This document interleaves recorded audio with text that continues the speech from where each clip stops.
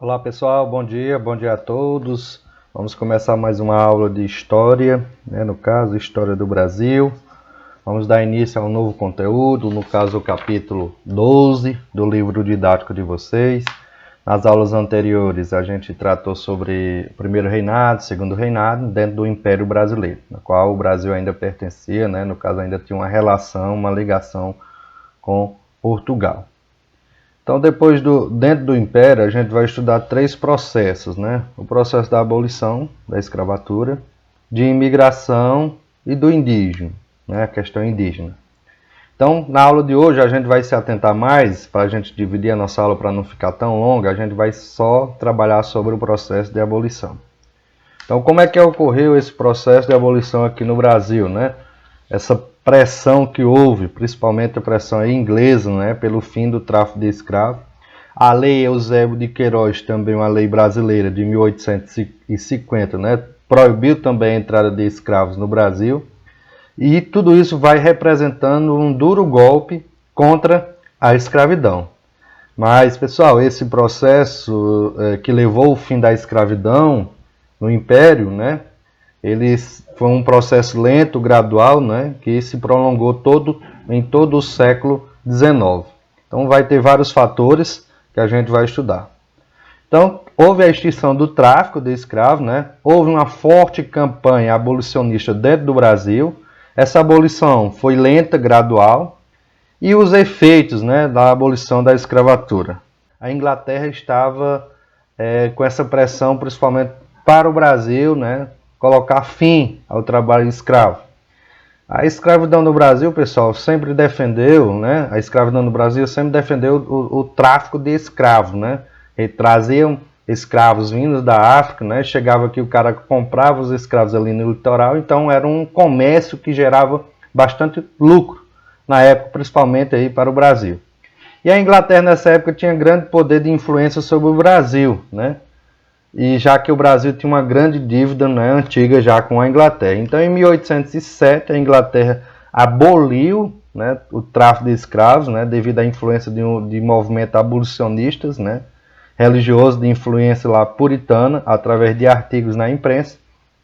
E a partir disso, ela aboliu dentro da Inglaterra e os países que tinham influência, que a Inglaterra tinha um poder de influenciar, também ela pressionou para acabar com a escravidão, principalmente aí no início, com o fim do tráfico de escravos.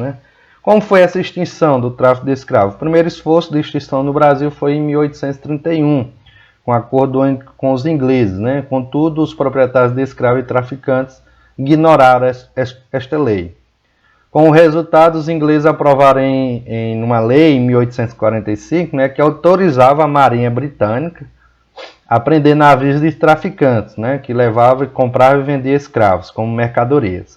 Então, os ingleses chegaram a prender 90 navios entre 1859 e 1851, o que ocorreu violentas reações dos políticos brasileiros que consideravam a violação aos direitos da soberania brasileira. Então, houve todo esse movimento.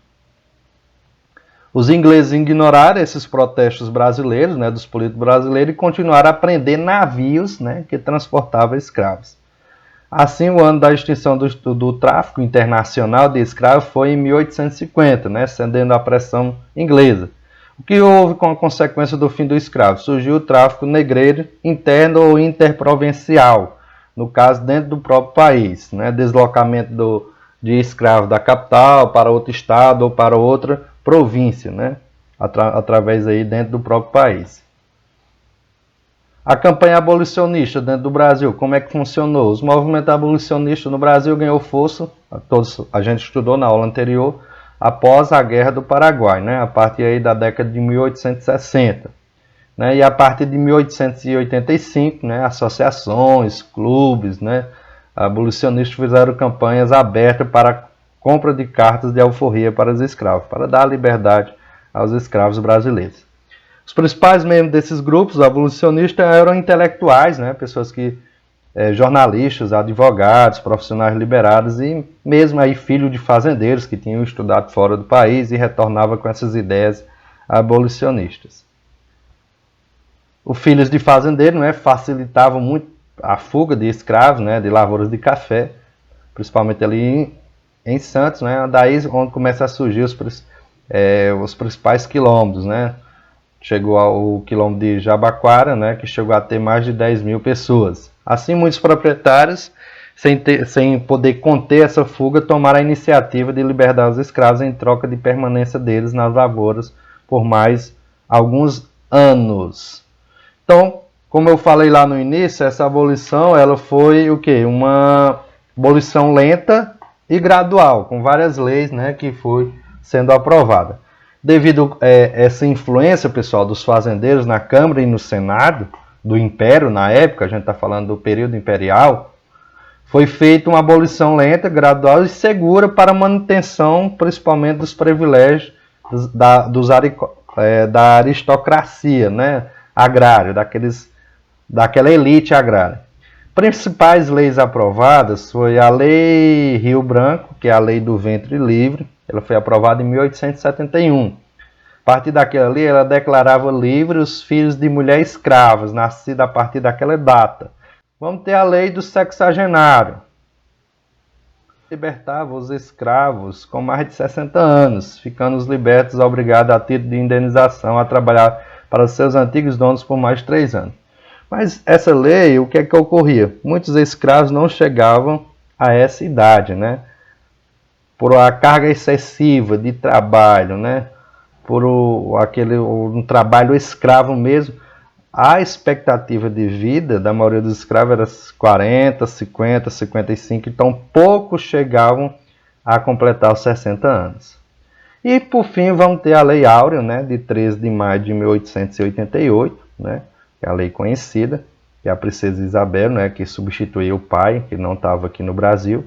Assinou esta lei acabando oficialmente, né, com a escravidão no país, sem indenização para os proprietários de escravos, né, que aí dão uma insatisfação, foi uma das causas aí para a queda do Império, a queda de Dom Pedro II, porque a aristocracia rural estava insatisfeita, porque teve um prejuízo aí, comprou um escravo e ia perder escravo, porque com essa lei ia dar a liberdade aos seus escravos.